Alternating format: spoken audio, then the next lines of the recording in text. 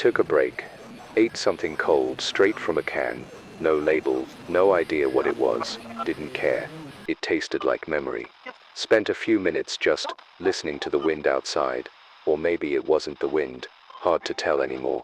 Either way, the silence felt heavier than it should have. I thought about turning everything off. Just letting the day coast into whatever version of night we still have. But then I looked back at the mic. And it felt like it was watching me. Or maybe waiting. So here I am.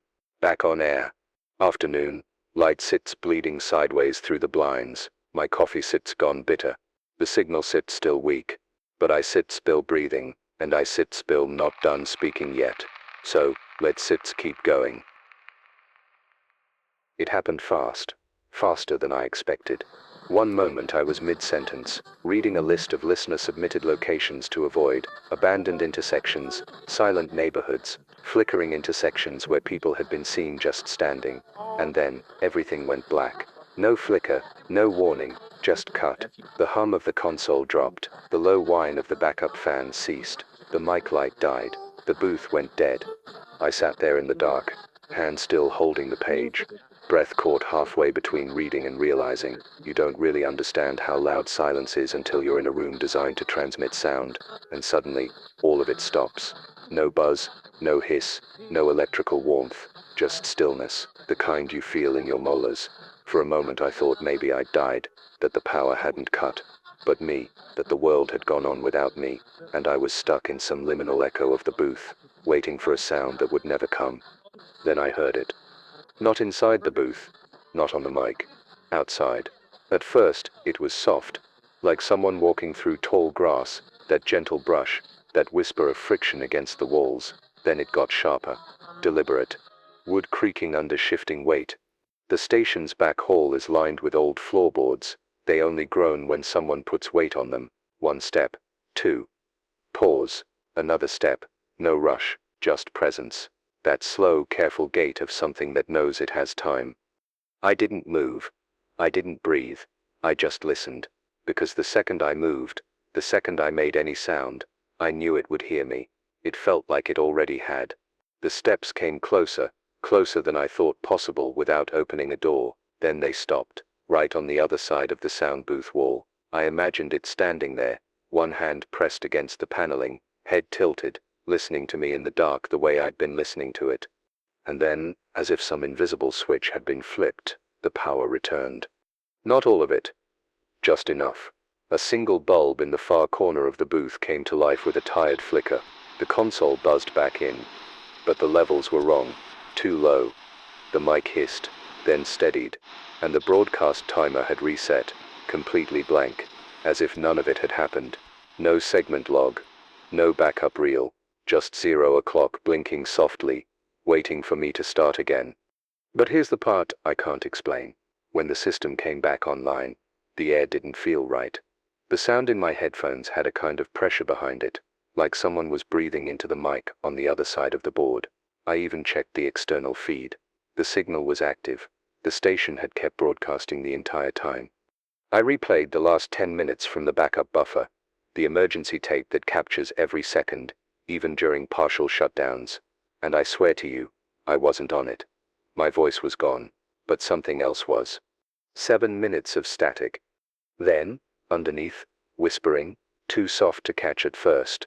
But when I enhanced it, slowed it down, isolated the left channel, it said, "You stopped speaking." So we did. I don't know what that means. Not exactly, but I think, no, I feel that whatever's riding the silence, it doesn't just wait for us to fall quiet, it requires it. Maybe that's how it grows. Not through screams, but through the absence of sound, through dead air. I'd rewired the emergency line directly into the generator core. As long as there's as one breath left in this station, I will be on it. I will fill the quiet. Even if I am whispering, even if I am losing my mind. Because if what is out there feeds on silence, then I still give it none. I waited until daylight before checking the back entrance. I didn't want to see what might have left those footsteps in the dark. The booth's window only shows the front lot, and the hallway cams have been down since the first power loss. So I grabbed the emergency torch, shouldered the crowbar we keep bolted under the desk, something left over from a long-forgotten break-in attempt, and made my way through the silent station. The air felt thick, not just humid, heavy, like walking underwater. The walls pulsed with faint feedback, like they were remembering the silence and didn't want to give it up. Every floorboard under my boots gave a muted groan, and each sound felt too loud, like anything I did might draw something closer, even if I didn't know where it was. The back hallway runs narrow, lined with dusty award plaques and fading photos of the original Ridge FM team. I barely glanced at them. I couldn't. Because something was wrong. I could feel it before I reached the door. The temperature dropped, cold air poured in like the seal had been broken. Only the door was still shut, still bolted, still chained from the inside. But there was blood. Not much. Just a smear. Long. High on the doorframe. Just beneath the top hinge. Far too high to be accidental. It started as a handprint, then dragged downward in one slow, deliberate motion, like someone placed their palm flat against the wood, and pushed as they collapsed. The shape was clear. 5 long fingers, slightly crooked. The middle one bent too far outward, like it had been broken and never healed right. No prints, just smudge, as if the hand had no ridges, no texture, just the shape of flesh, pressed too hard against something solid. And here's the worst part. The blood wasn't fresh. It was dark. Already dried at the edges, cracked. But I was here all night. I heard the knock. I felt the pressure. And I checked that same door not 3 hours ago. It was clean. I'm sure of it. I stood there for a while, crowbar in one hand, torch in the other, trying to make sense of it. I didn't touch the handle, didn't test the lock. I didn't want to see if the door would open, because something told me, in a way that bypassed thought, that the thing that left that mark never needed it to open, that maybe it didn't care about thresholds, that maybe the door was just a formality, a courtesy, a test. I backed away, slowly, step by step, until I was halfway down the hall. Then I turned and didn't stop until I was back in the booth, breathing hard, heart hammering like the generator was now inside me. I didn't speak for nearly 5 minutes, sat in silence, the mic live, the room quiet, letting the sound of nothing fill the airwaves. And that sits when it happened again. A crackle, then a breath. Not mine, not human, something inside the mic line. It whispered, "We knock when we want to remember." I killed the feed, not out of fear, out of instinct, like I'd touched a burner. But I waited, listened. Nothing came after, just static, faint, patient. I turned the mic back on. "You Citra listening to the Ridge. I Citra Marjay Holloway. There's blood on the back door, and something that doesn't knock for entry. It knocks to remember the sound it used to make when it was human. And I think next time, it won't sit, knock at all." After I powered the booth back on, I sat there, listening to the recording buffer from when the power cut, or seemed to. The digital meter showed no signal, just blank time. But the reel had kept spinning, even when everything else went dark. That alone should have been impossible. Reel-to-reel systems don't override grid loss without their own backup, and I checked the manual feed, it was disconnected. And yet, the reel moved. I played it back 3 times before I realized what I was hearing wasn't just noise. At first it sounded like ambient bleed, maybe wind leaking through cracks, maybe old electrical hum. But under that, buried beneath the hiss, was something too deliberate to be random. A cadence. Words. Spoken in what might have been English, but only barely. Like a memory of language. Spoken by something that didn't quite understand how breath worked. I isolated the line, pulled it into the editing deck, slowed it down by 50%, and then I heard it. Clearly. "You stopped, so we spoke. We came in the pause. We wore your silence like skin." It wasn't just a message. It was timed to my blackout. Like they were waiting for me to go quiet. Like every second of my silence was an open door. And I let it happen. I checked the timestamps again. 3 hours 44 minutes and 13 seconds through 3 hours 47 minutes and 29 seconds, 3 minutes and 16 seconds of dead air filled with them. Not loud, not invasive, just occupying. As if silence wasn't just absence but territory, and they'd staked their claim. I've been broadcasting long enough to know the tricks of the system. I've caught pranksters trying to hijack emergency lines, I've intercepted spliced transmissions from bored college kids looking to scare rural families. This wasn't that. This wasn't inserted. This was generated, grown like mold in the empty space left behind when I stopped speaking. It used my absence to manifest. And I started wondering, how many other dead stations had this happen? How many technical difficulties reports from around the country weren't glitches at all, but entry points? If that's true, then what we're experiencing isn't just an outbreak. It's not just people being taken, overwritten, mimicked. It's a network breach. Not technological, not digital, something else, something that understands signal as language, as body. I ran the recording one more time, boosting the gain. That's when I noticed the third layer. There's a whisper underneath the whisper, not clear, not formed, but rhythmic, like breath syncing with a heartbeat, but not mine. I checked the clock, 4:44 p.m. Of course. That number again. Everything happens at 4:44. The knock, the corrupted audio, the unknown calls, it all lines up. A frequency, a resonance, a kind of temporal pulse. I know how it sounds. I know this sounds like the unraveling of a man who's been locked in a booth too long running on canned coffee and fear. But I'm telling you, I've listened to 1,000 tapes in my life.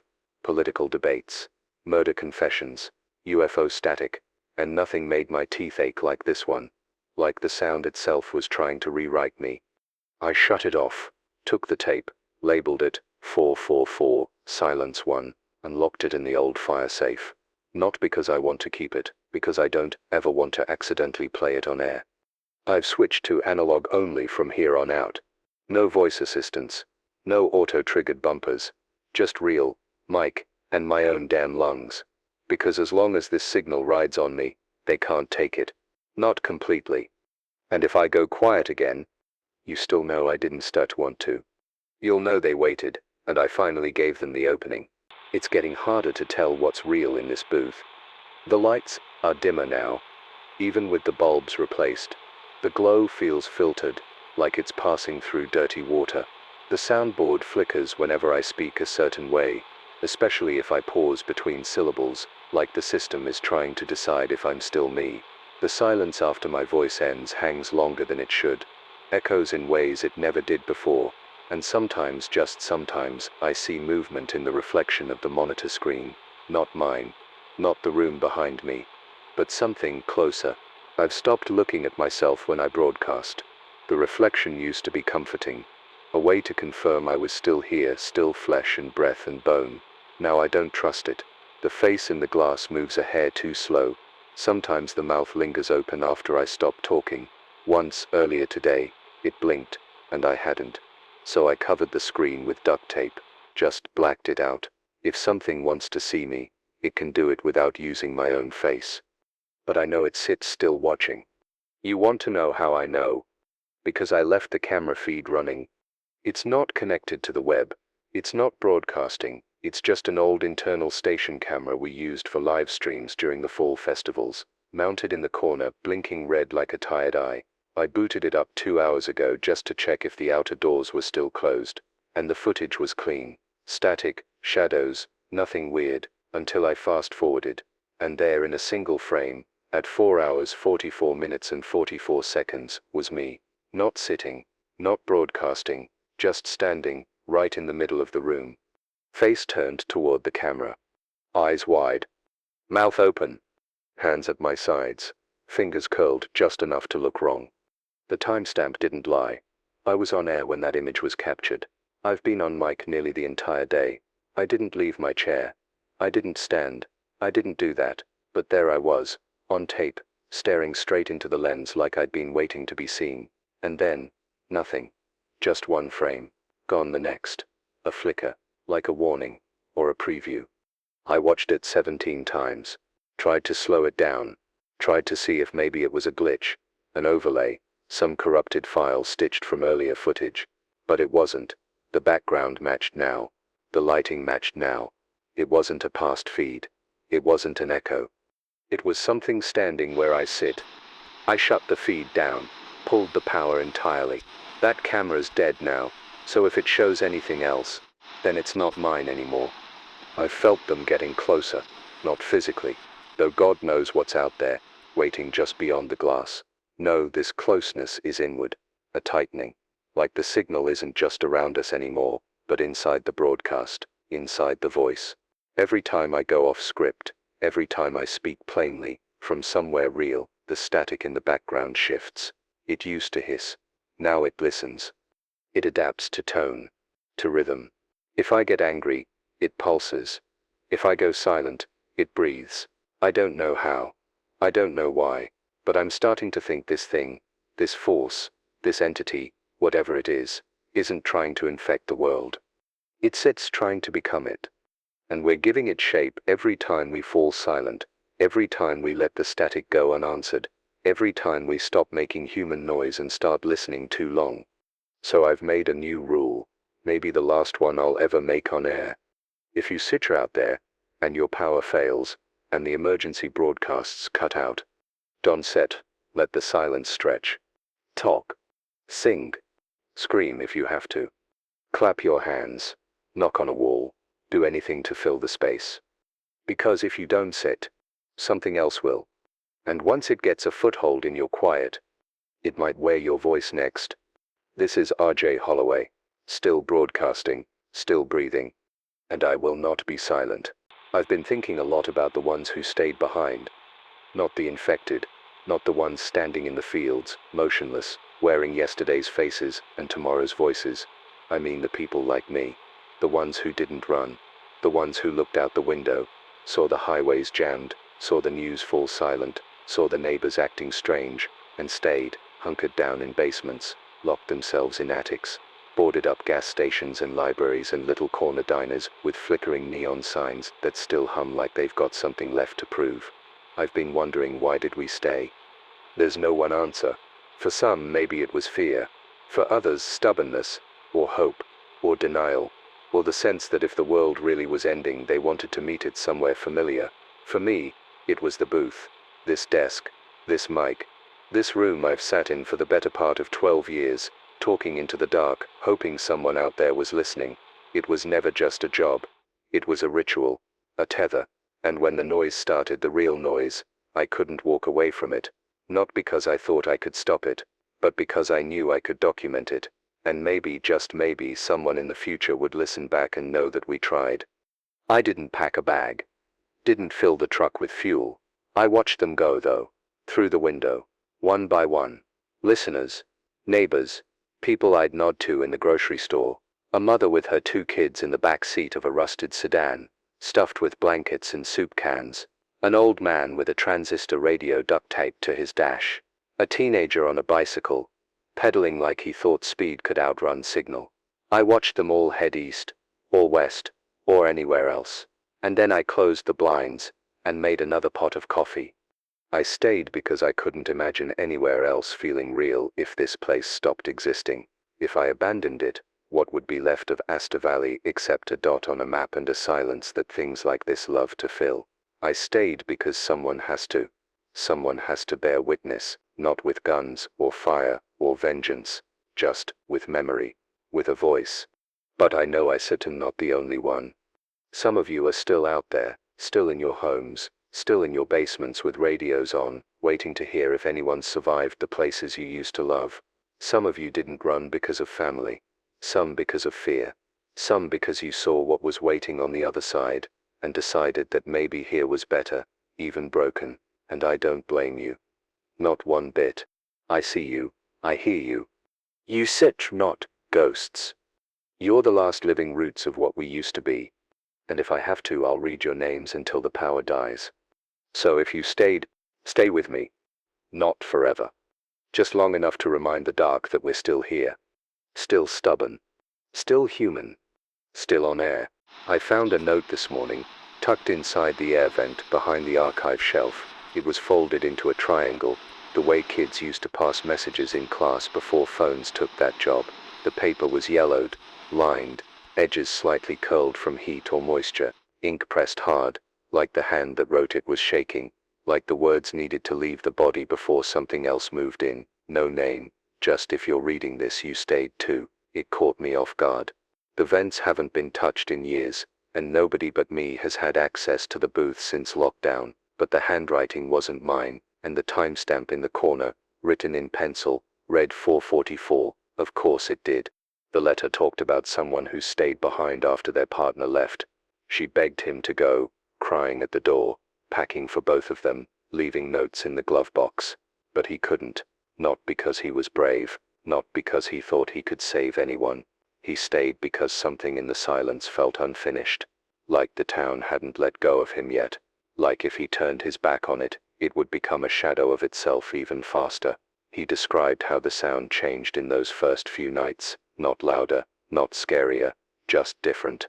Like the silence was rehearsing him, listening to his thoughts, learning how to walk in them, and when he finally tried to leave, the roads weren't just empty, they were wrong. He couldn't explain it.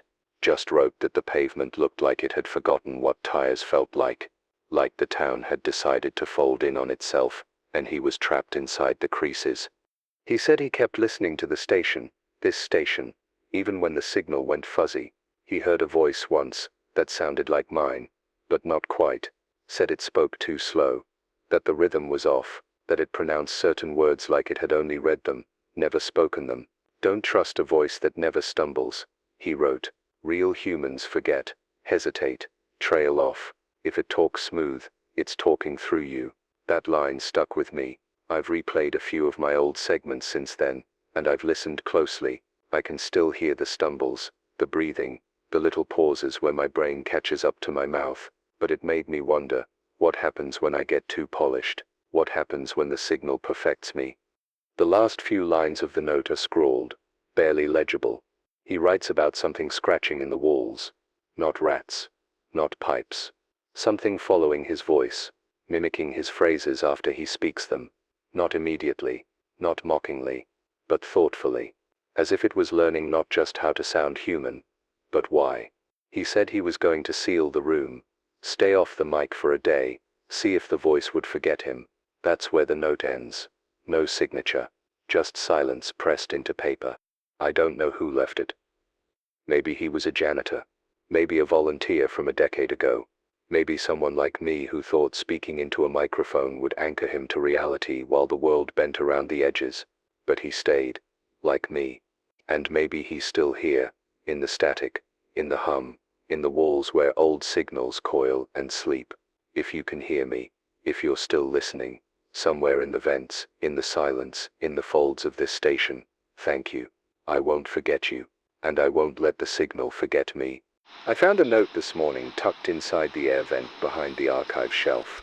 It was folded into a triangle, the way kids used to pass messages in class before phones took that job.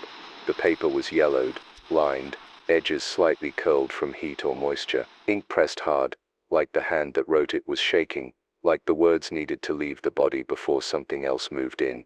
No name, just if you're reading this you stayed too. It caught me off guard.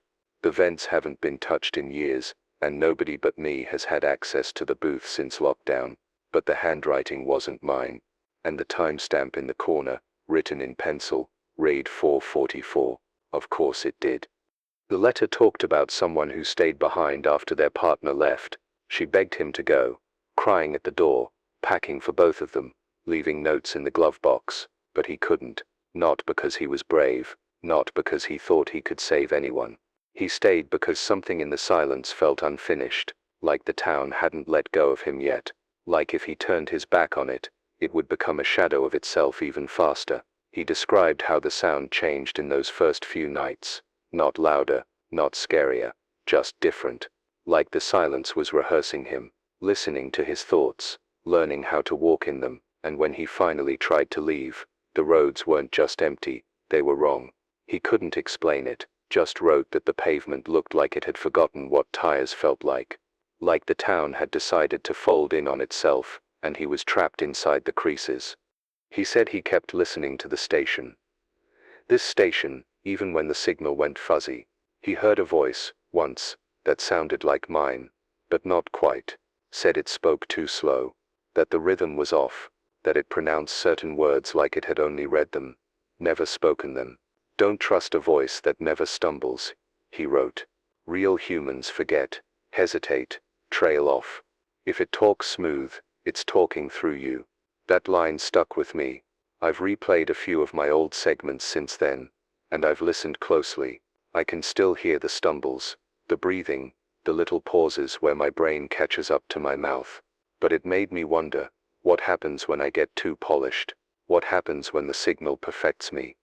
The last few lines of the note are scrawled, barely legible. He writes about something scratching in the walls, not rats, not pipes, something following his voice, mimicking his phrases after he speaks them, not immediately, not mockingly, but thoughtfully, as if it was learning not just how to sound human, but why.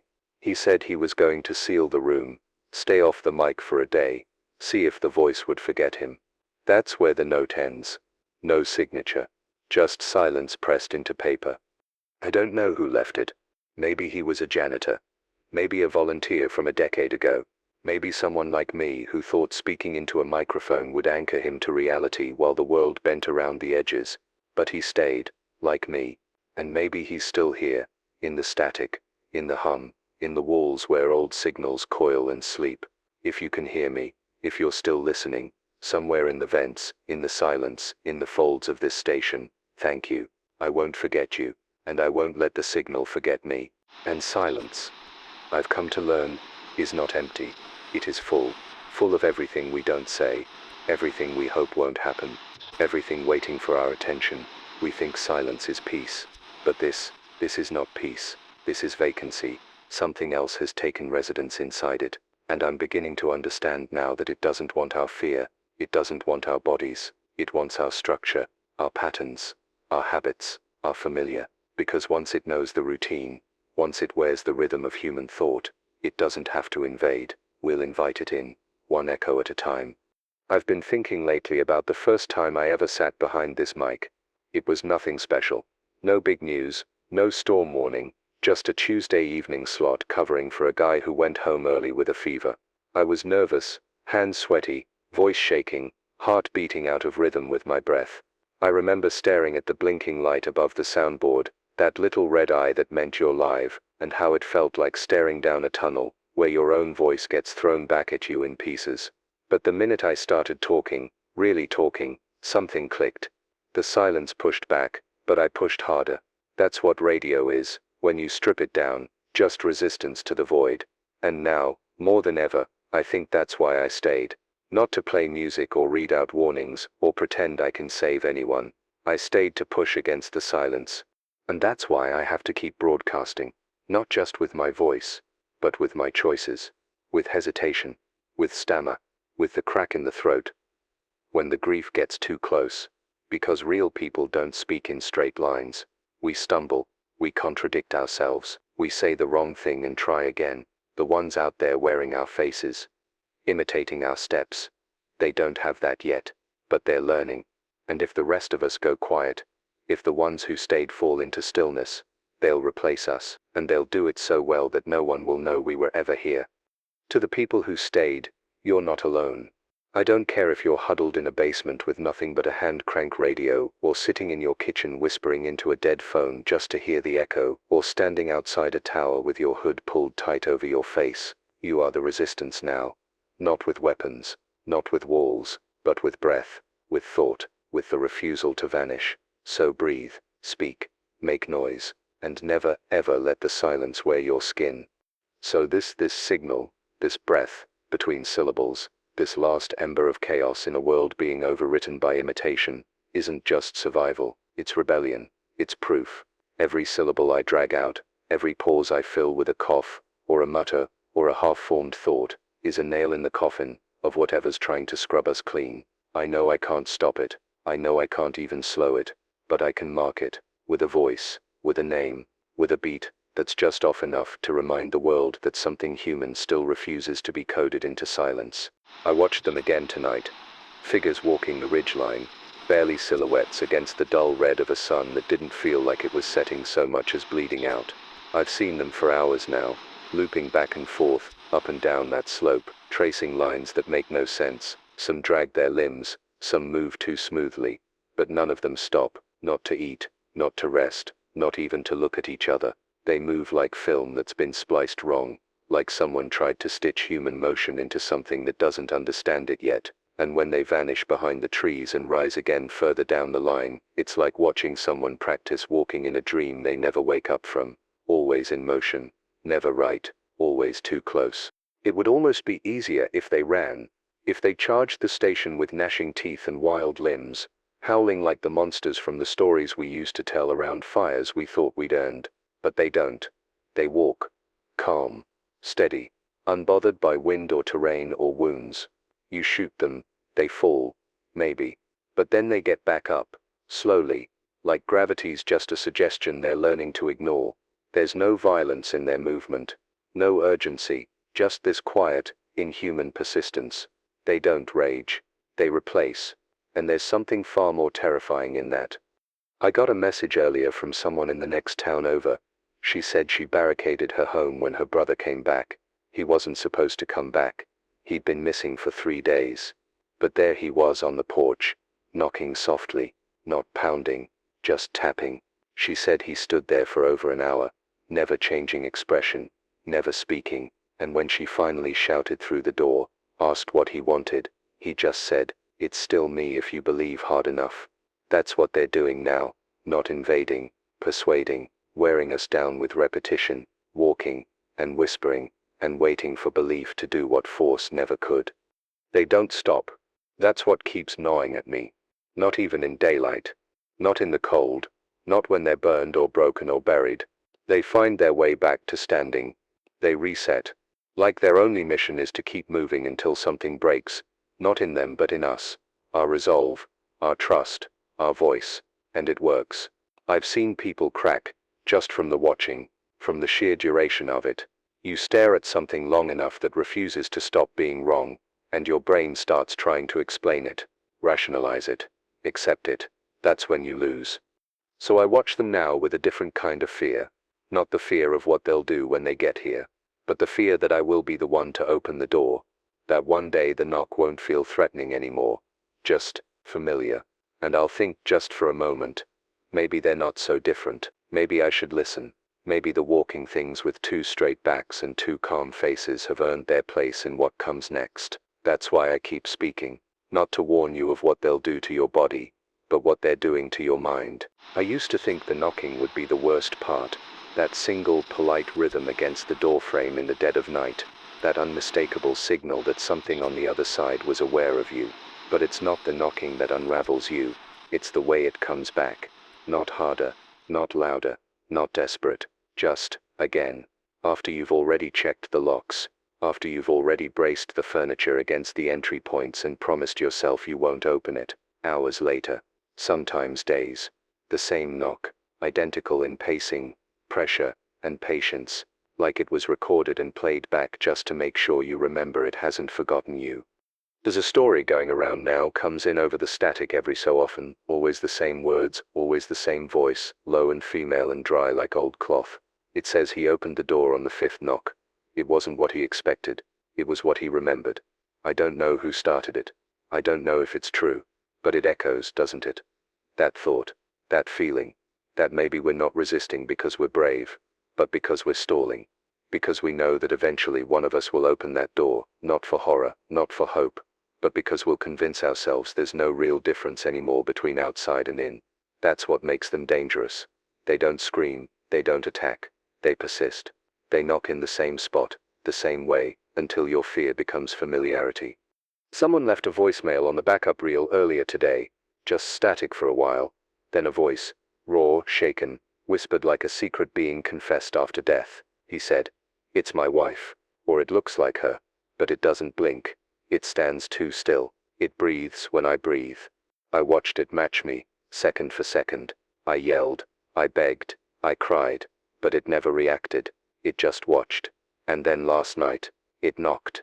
The voice cracked after that. There was a sound, glass maybe, or porcelain, something falling, and then he said, "The one thing I can't shake. I think it doesn't want in. I think it wants me to invite it so it can stay." They don't break windows. They don't kick down doors. They just wait, because whatever's animating them doesn't want destruction. It wants structure. It wants to cooperation. It wants to be let in with grace, folded into routine. mistaken for something we already know. That's the horror. That's the invasion. Not sudden. Not loud. Just inevitable. And it doesn't stop. If they knock, and you don't answer, they return. If you sleep, they knock. If you pray, they knock. If you try to forget they were ever there, they remind you. And slowly, surely, you start to think maybe it's easier to welcome the rhythm than fight the quiet between knocks. So don't open the door. Not even a crack. Not even once. If you hear your name, don't answer. If the voice matches a memory, turn away. If you feel yourself starting to believe that what waits outside is human enough to deserve your trust, remember they don't stop because they don't have to. They've already figured out the hardest part. Not how to reach us, but how to wait. And that's why I'm still talking. That's why I won't give the silent space, because every second I fill with my voice is one more second the knock goes unanswered. There's something new happening now, subtle but unmistakable. They're starting to gather closer to the tower, not with force, not in droves, just a few at first, scattered like shadows that forgot to disappear when the light came up. But I've noticed their pattern. They move when I speak. They shift slightly, like sound pulls them. I thought it was coincidence. Thought it might have been the wind. But now I'm sure. Every time my voice hits a certain pitch, or I pause in just the wrong rhythm, something out there responds. Their heads turn. Their bodies adjust. It's not just listening anymore. It's recognition, like they've linked me to the signal, and now they're trying to follow it back to the source. There was a woman in the North Hills who used to run a flower shop out of her garage.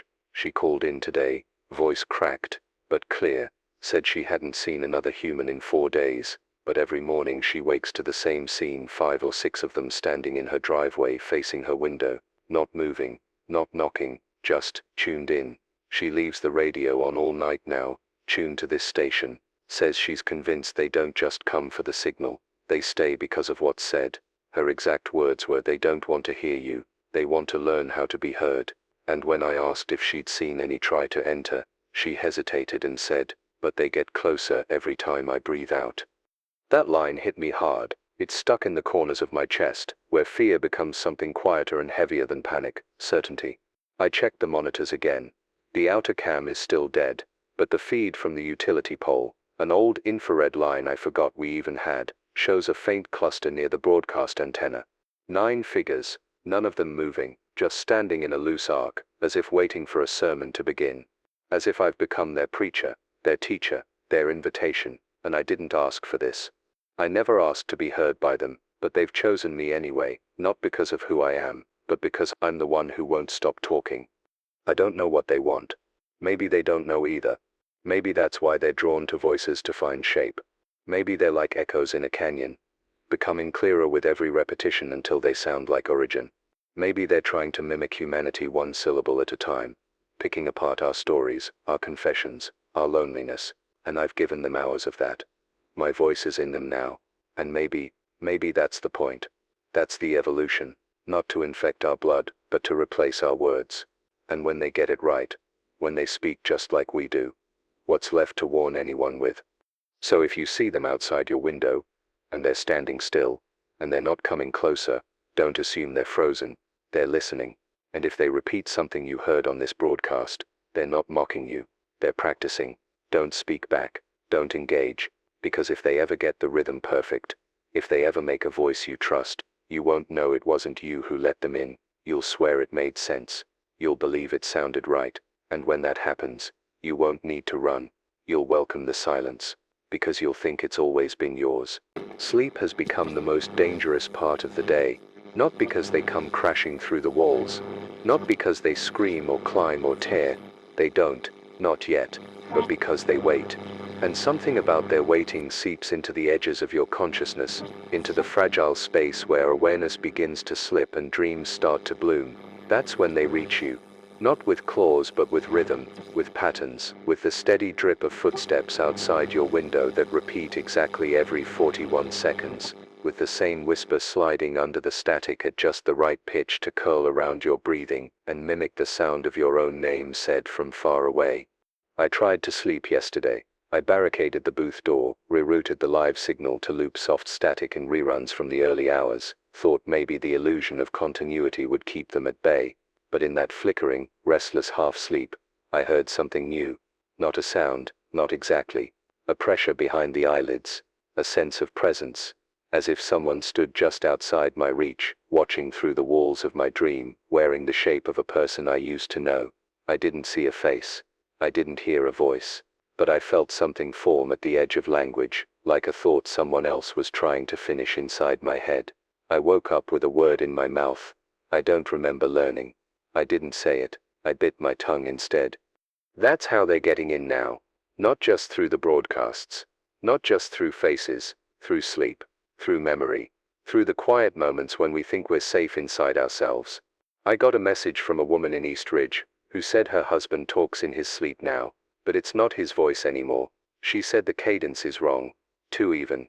Too precise. She started recording it, and when she played it back, there were 3 voices, his and 2 others, layered perfectly like a song being rehearsed. When she confronted him in the daylight, he didn't remember, but he started humming that same tone the moment she turned the recorder off. They don't stop when the lights go out. They don't stop when the signal goes dead. They wait. And they listen. And when we're not defending ourselves, when our breath softens, and the line between now and then begins to blur, they slip in. Not all the way. Not yet.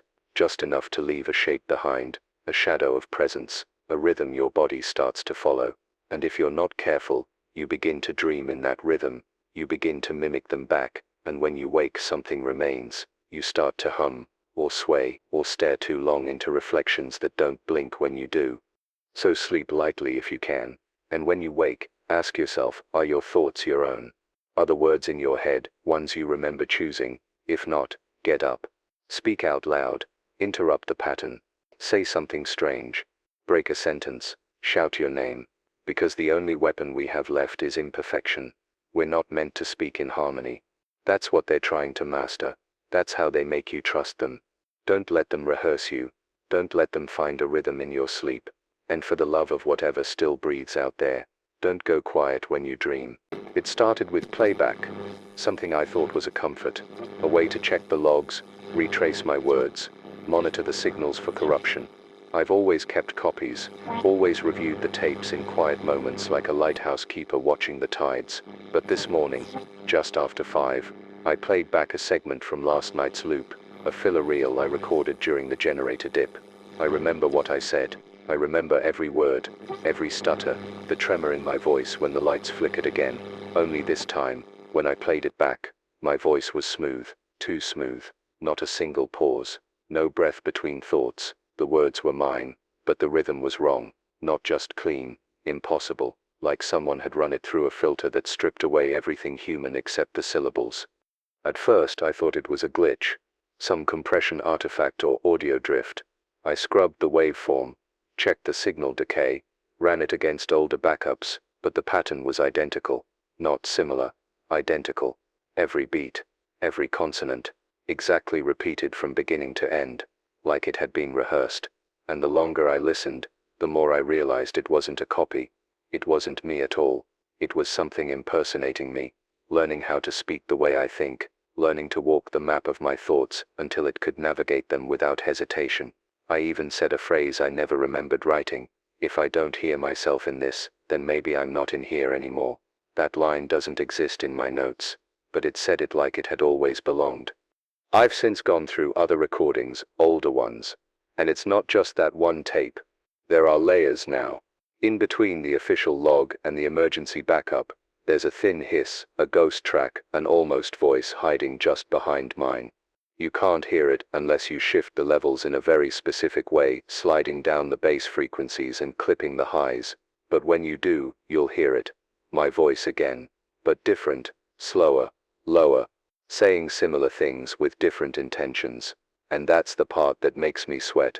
It's not just copying me, it's rewriting me, trying different versions, running drafts of who I am like it's editing a script, and eventually it'll get the version right that no one can tell apart from the original.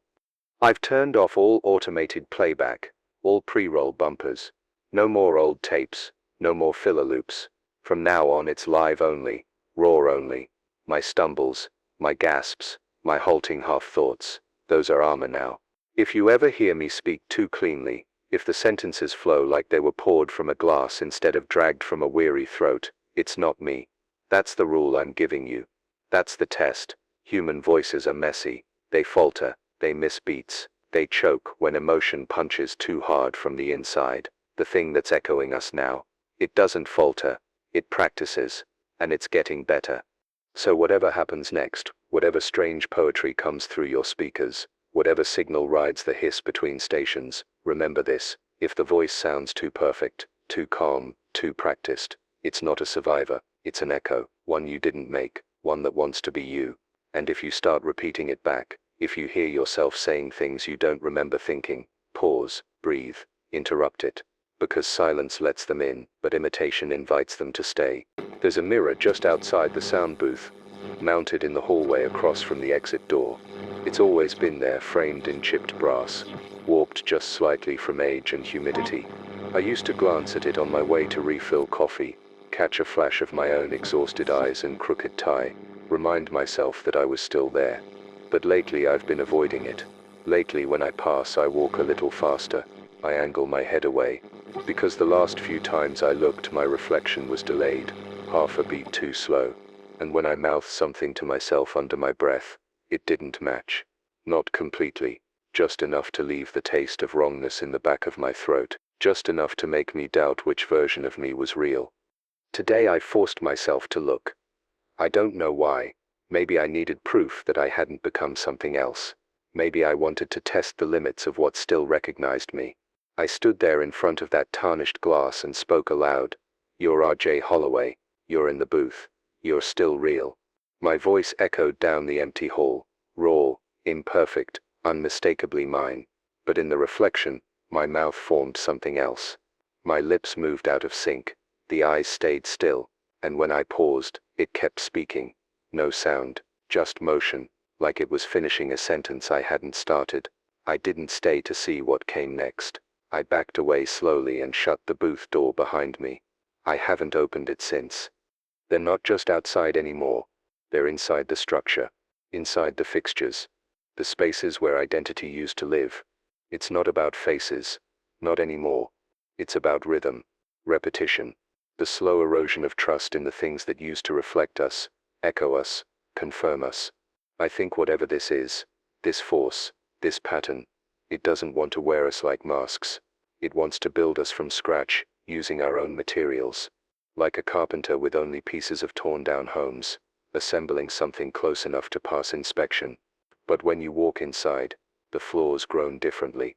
The walls remember something you didn't say. The air tastes like you, but colder, hollow. I started marking time by sound now, not by clocks, not by light. I repeat my name every hour on the hour, like an anchor dropped into uncertain tides. I cough when I'm thinking. I hum badly when I'm scared. I breathe into the mic not just to fill the silence, but to scar it, to bruise the perfect surface of the quiet they want so badly to take shape in. Because I've realized something. They can't forge what we haven't forgotten. They can't mimic what's still clumsy. The moment we start chasing smoothness, coherence, perfection, we give them a script. And they're damn good actors. So if you're listening wherever you are, if you're looking into a mirror, and something doesn't blink when you do, or if your voice on tape starts sounding more like comfort than chaos, don't believe it. Don't trust the things that feel too certain. Certainty is how they sneak in. Certainty is the lie they build their version of you around. Be messy, be flawed, stumble through your sentences and interrupt your own thoughts. That's how we fight them, not with guns, not with fire, but with every imperfect breath that reminds the dark that it hasn't replaced us yet. It used to be a comfort, hearing your name spoken aloud, a reminder that you were known, remembered, real. There's power in that. Someone else shaping sound around your identity, grounding you with syllables only meant for you. But now, it's become a trap. I've started noticing patterns in the messages I receive, calls that don't show up on the board, audio files that appear on drives I never touched, and they all begin the same way. RJ. Not shouted, not whispered, just said, with slow, deliberate clarity, like someone testing how my name fits in their mouth. The tone is wrong, not mocking, not cold, just empty, like they know the shape of it, but not the weight. There was one message that played through the emergency channel without warning, cut clean through the looped signal like it belonged there. I was drinking cold coffee, scribbling into the logbook when I heard it come through, my name repeated twice. No preamble, no introduction. Just RJ, followed by a silence that stretched so long I forgot I was holding my breath. And then a sentence, calm and slow. You're almost ready to say what we've been saying. It chilled me. Not because of what it said, but because it felt familiar. Like I'd heard that sentence before in a dream I didn't remember having. Like it was quoting me from some version of myself I hadn't lived yet. They've started using names more frequently in their mimicry. I've confirmed it with listeners still sending messages from safe spots across the county. One woman wrote that her husband came home after 3 days missing and stood at the foot of their bed, repeating her name over and over. Not shouting, not pleading, just calmly, rhythmically, as if each syllable was a knock. And when she asked what he wanted, he said, "Just to hear how it sounds with you listening again." She ran. She's been sleeping in her car ever since, engine off, windows cracked, radio tuned low to this frequency, like it's a lighthouse keeping the waterline from rising too fast. That's what it is, I think. The names are keys. Once they get yours, once they hear it in a vulnerable moment, they start building the rest. They weave it into the hum, into the static, into the corners of your thoughts. And then, slowly, patiently, they speak it back. Not to trick you, not to hurt you, but to pull you closer. Because when we hear our own name, something in us leans in, something softens, and in that softness, in that flinch of familiarity, they take one more step forward, not toward your door, not toward your window, but toward your voice, until they say your name exactly how you say it to yourself, when no one else is around. That's when it's too late. So here's the test. If someone says your name and you feel warm, cautious, grounded, good.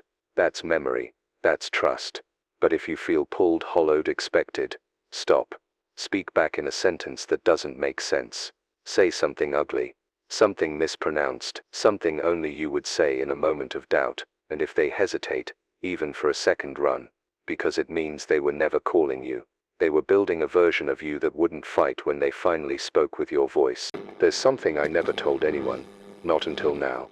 About a week before the silence began to spread, before the knocks and the mimics and the messages that arrived with no source, I had a dream. It wasn't vivid. There were no monsters, no blood, no screaming. Just a hallway, long, narrow, quiet. And at the end of it, a door made entirely of speaker cones pulsing with sound that didn't come from speakers. A voice called to me, not with a name, not even with words, but with a rhythm that felt like my own breath inverted, as if my lungs were exhaling backwards and something else was drawing in. I woke with a sore throat and a wordless phrase echoing in my head like a chant I'd never learned. I didn't understand it then. I do now. They're not trying to steal our voices. That would be too easy, too blunt. They're trying to leave something behind after we speak.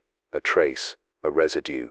I've noticed it on the tapes now, those subtle harmonic trails in my own recordings that weren't there when the words left my mouth.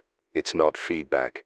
It's not echo. It's debris. Something hitchhiking in the sound waves, learning from the shape of the thoughts, curling itself around the breath that carried the sentence. Like every time I speak, I leave a fingerprint.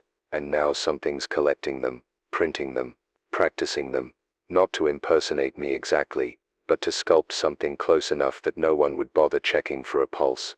One listener reported hearing her own laugh come out of the radio 15 seconds after she'd hung up. Not from playback. Not from recording. It wasn't part of the program. Just her laugh. Clean. Isolated. Caught in a moment of joy she no longer remembered feeling. And then the signal repeated it again. And again. And again. Each time it changed slightly. First too short, then too long. Then layered under her own name, whispered from different depths. She broke her radio with a hammer, and hasn't turned on a single speaker since. But she says she still hears it. Sometimes in the pipes, sometimes in the trees. Laughter with the wrong rhythm. Laughter that doesn't wait for a joke. I think that's what they want in the end. Not to destroy us. Not to eat us or tear us down. They want to replace the origin point. They want us to hear ourselves in their voices so often, so consistently, that we forget we ever sounded different. And once that happens, once our echoes match theirs, we'll stop trying to remember what real is. We'll just answer back. That's the danger. Not being killed, being rehearsed, being drafted into a script we never wrote, speaking lines that feel natural only because they've already been spoken too many times before. So here's my final thought for tonight. Speak wrong. Speak messy. Say things that feel jagged in your mouth. Use words no one else remembers. Invent sentences. Mumble on purpose. Yell into pillows. Curse without cause. Fill the world with unrehearsable noise. Because if the only version of you that survives is the one they can imitate, you were never here at all. And I don't know about you, but I intend to haunt this frequency on my own terms. There's a certain hum beneath all things now. I don't mean the gentle white noise of wind or the low growl of power lines. It's deeper than that, more constant. It's in the gaps between thoughts, in the hush between syllables when you think the signal has gone quiet. I first noticed it during an overnight dead zone, when all systems were supposedly off, no power, no relay, no backup. And yet in the headphones, there was still something, not just static, patterned static, a pulse that returned at exactly 19-second intervals, like a heartbeat, but mechanical, cold, curious. I isolated it, ran it through filters, spectrum analyzers, no known source, no ID. It wasn't interference, it was intended. I've heard strange radio in my years behind this mic. Military spillover, shortwave anomalies, even coded distress loops no one ever explained. But this was different. It didn't belong on any frequency we register, and more than that, it responded. Not directly, not in words.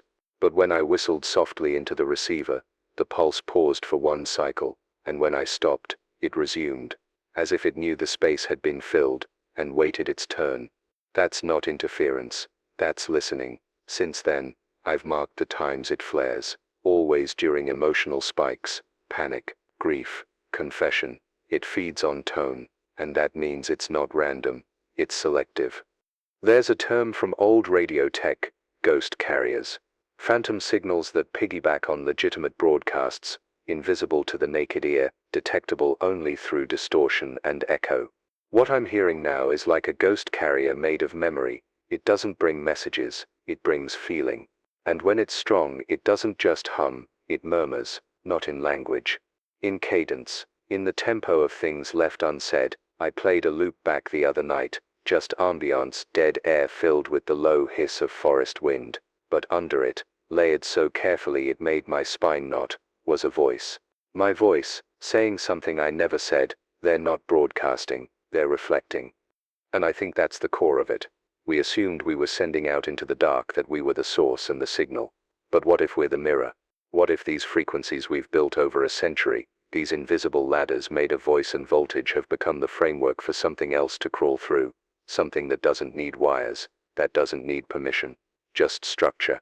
And now that it's found us, it's tuning itself to our shape, not with force, but with resonance.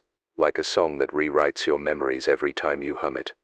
So if you're still out there and you hear a tone that doesn't fit, a rhythm that feels like it was made to haunt your specific heartbeat, don't engage, don't try to match it. Because the moment you align with its rhythm, it takes a piece of your signal, and when it has enough, it doesn't need you to speak anymore. It will broadcast you without you ever opening your mouth again.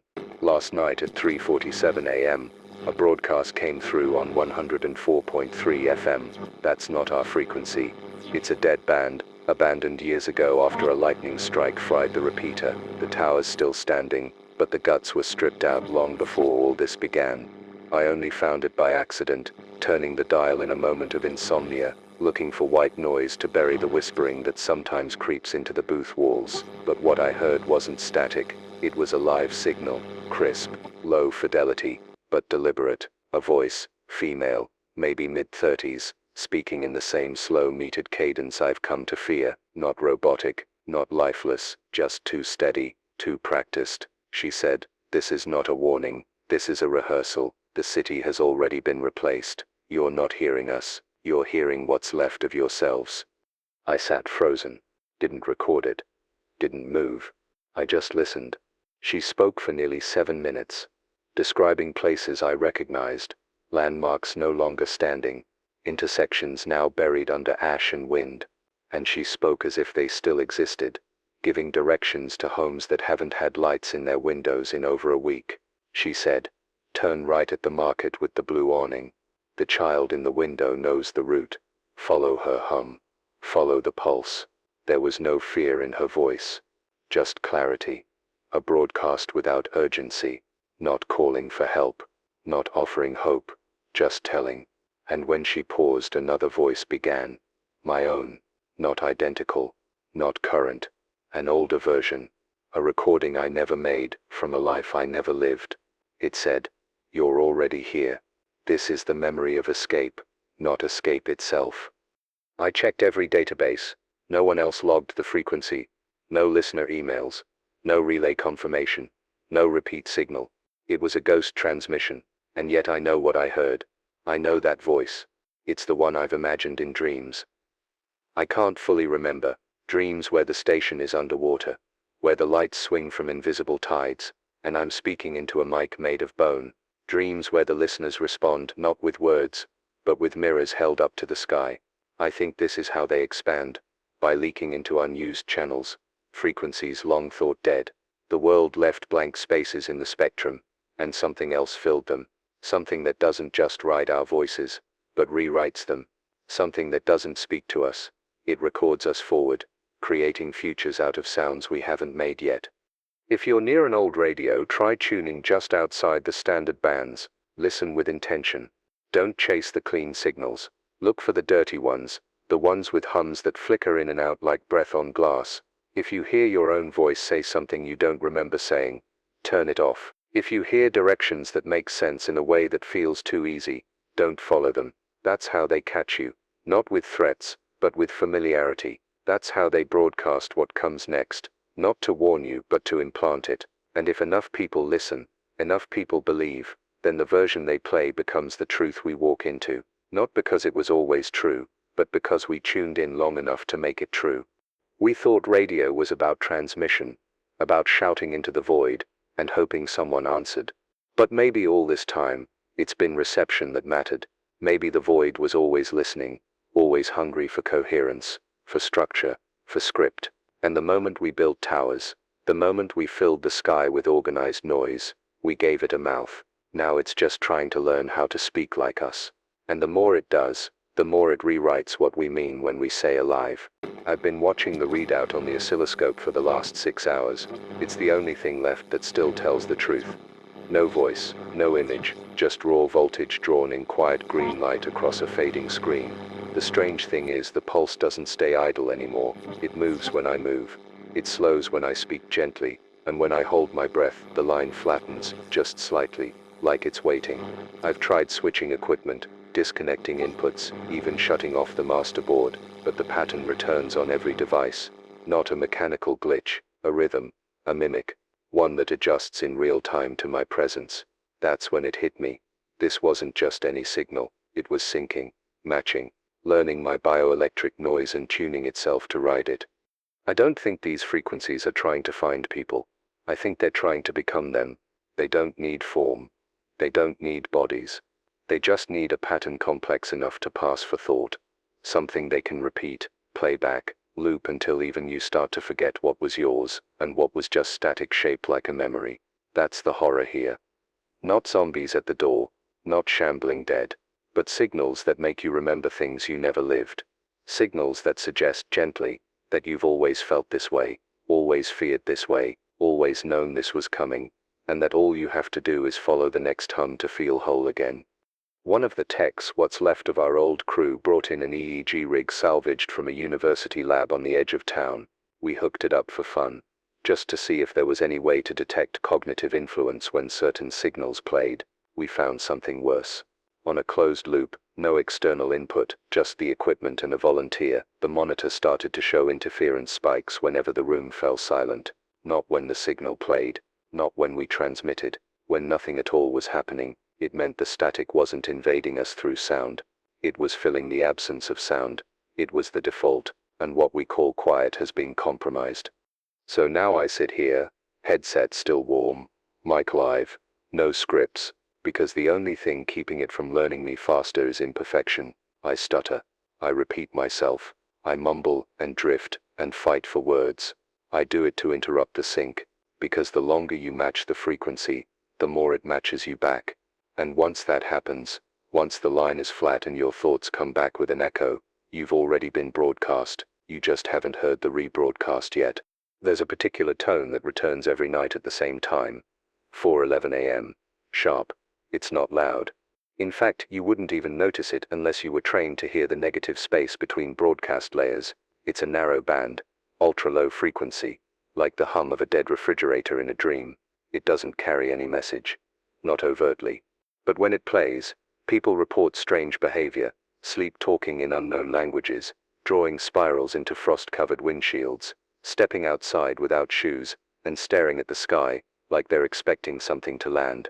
What they all describe afterward, if they remember anything at all, is this sense of completion, as if something had been waiting for them to listen, truly listen, and now that they had, it didn't need to knock anymore, it was already inside. We made the mistake of isolating the tone and playing it on loop through a sealed system, no wireless components, no antenna. We wanted to study how the body reacted to prolonged exposure. After 11 minutes, the volunteer began repeating the same sentence in a perfectly flat voice. This is not a threat, this is a homecoming. He'd never heard those words before, never read them, but he recited them like scripture. When we disconnected the tone, he blinked like someone waking from anesthesia and wept for 10 minutes without knowing why. We destroyed the copy, burned the tape, disconnected the monitoring gear, but the hum still shows up, faint and uninvited, across all channels at the same time every night, as if it's not a sound we play but a condition we enter. I think that's what these frequencies have become. Not communication, not invasion, but environment.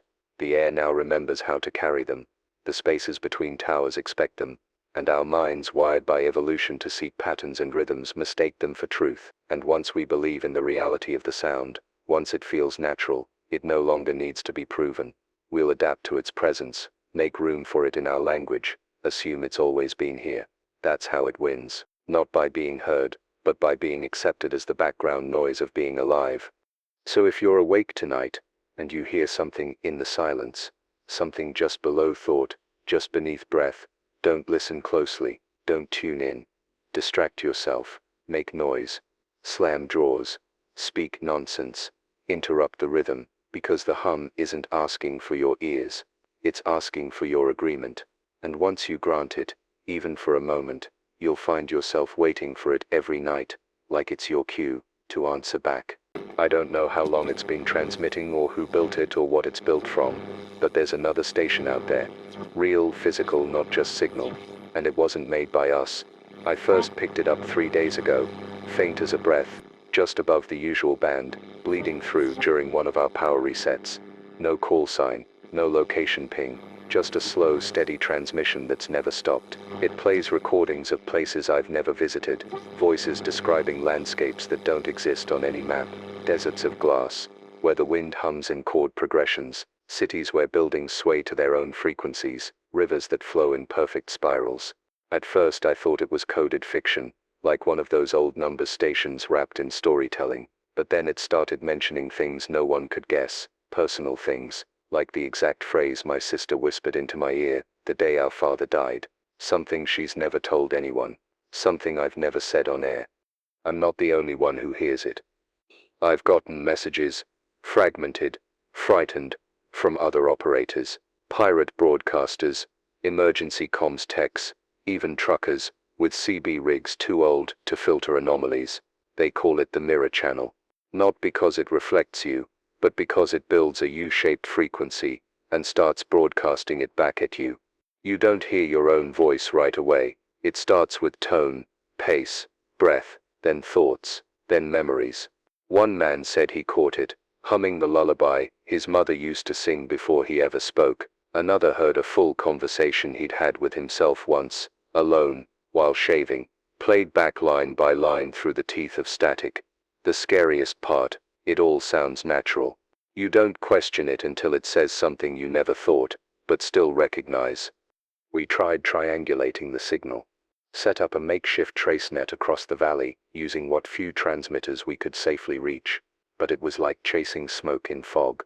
The signal folds, it bounces without delay, skips without distortion. There's no lag, no decay. And every time we lock onto a point, the source shifts as if it knows we're trying to find it. One tech thinks it's not a station in the conventional sense, not a tower, not a satellite. He thinks it's a field, a self-sustaining resonance that moves like a flock or a virus, coalescing around thoughts, not geography. And the more people think about it, tune in, talk about it, fear it, the stronger its foothold becomes, like it's using attention as fuel, like our awareness is the tower, and belief is the broadcast range. I made the mistake of trying to talk back. Late one night, I responded. Just once. Whispered into the mic, "I hear you." That's all. Nothing else. The response didn't come immediately.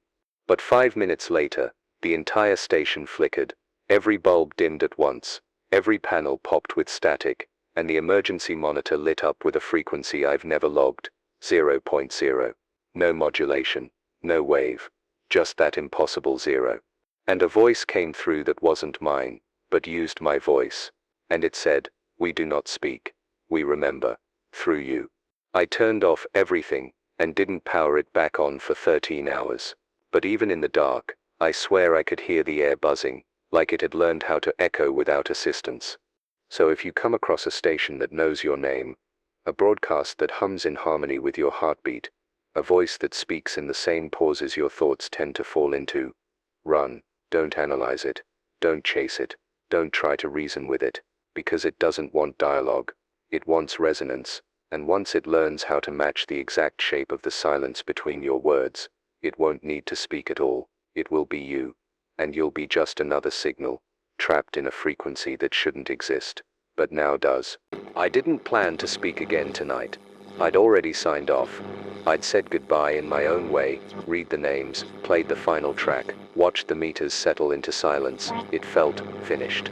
Like I could leave the mic cold, let the signal wander into static, and allow the night to swallow the booth whole. But then I heard something. A faint hum from the lower band, not white noise, not feedback. A shape, something folded deep in the dirt of the frequency, waiting. I thought it was my imagination, just the way fatigue curls itself into ghosts after too many hours alone. But when I tuned in, it was there, steady, patient, wrong. It was broadcasting on 66.6 FM. That's not a joke. That's not performance. That's not a little dramatic flourish for the end of day one. That frequency isn't even supposed to exist. It's a myth. An urban legend on the airwaves. I always dismissed it, chalked it up to bored college kids and pirate radio spook stories. Tune to 66.6 and hear the voice of the dead, they'd say, laughing over ham radios in garages while passing around cheap beer. But tonight, it wasn't myth. It was real. And worse, it responded. I said nothing at first. Just listened. The sound was rough. Like a mouthful of broken glass trying to pronounce something human. Not words exactly, but intonation. Like someone who knew what speech sounded like but didn't understand what it meant. At one point, I thought it was music, a cello string bowed too slow, layered with breath. But then it started matching my breath. That was the moment the cold hit me. Not the kind that crawls over skin, but the kind that lives behind your ribs and waits for your heartbeat to slip. I tried to record it. The system wouldn't let me. Every time I hit record, the interface froze, screens dimmed, lights flickered, but the sound kept playing, like it didn't want to be remembered. Or maybe, worse, it didn't need to be. I don't know how long I sat there. Time collapsed. The clock on the wall spun. My coffee went cold. My reflection looked older. When I finally shut the receiver down, the hum echoed for a full 8 seconds after the power was cut. No source, no explanation, just echo inside me. So here I am, broadcasting again. Talking into the dark one last time tonight, because something else spoke first. And I don't know if it was meant for me. I don't know if I was supposed to hear it, but I did, and I think it heard me back. After I powered down the signal scanner, I just sat there, not saying a word. The silence was thick and total, but it didn't feel empty. It felt inhabited, like something had crawled into the gaps between the walls and made a nest out of silence itself. I kept telling myself it was sleep deprivation, the trick of an overactive mind after too many hours locked away. But my hands were shaking, my throat stayed dry, even after water. The part that scared me most. I kept reaching for the fader, instinctively, like I needed to let that voice back in, like a reflex. It's almost as if something on the other end of that frequency knew I was listening, or worse, was waiting for me too. There's a theory I remember reading once, late night research back when I was doing the midnight shifts out of boredom. They called it resonance haunting. The idea that certain vibrations or frequencies can trap moments in time. That if you tune to just the right wavelength, you don't get the present, you get an echo, a loop, a scar of sound etched into the air forever. Tonight felt like that. Except the echo wasn't from the past, it was something still happening. The voice, if you could call it that, kept repeating the same almost phrase, not English, but close. 4 syllables. A rhythm, like breathing forced through a dying lung. I keep trying to reproduce it, but it never comes out the same. It was personal. A sound that felt like it had been pulled from my own bones. That's the worst part, how intimate it felt. As if this wasn't a warning signal, or a cry for help, it was a whisper meant only for me. And now I'm left with a choice. Do I keep tuning into it? Do I leave the dial turned away and pretend it was just some anomalous scrap of electromagnetic nonsense? Or do I lean closer, let it play louder next time, maybe even speak back? You know the answer already, don't you? I'll speak back, because silence now feels like a kind of death. At least when I'm broadcasting, even to no one, I feel real, I feel alive. So if you're out there, if you're listening, if your hands are on a dusty knob in a ruined house somewhere, know this: I found something tonight, and it found me. Maybe tomorrow I'll try to explain it better. Maybe it'll make more sense in daylight, if daylight ever comes again. Until then, stay tuned, stay awake, and whatever you do, don't tune to 66.6. It listens back. End of the day. Hope to be a tomorrow.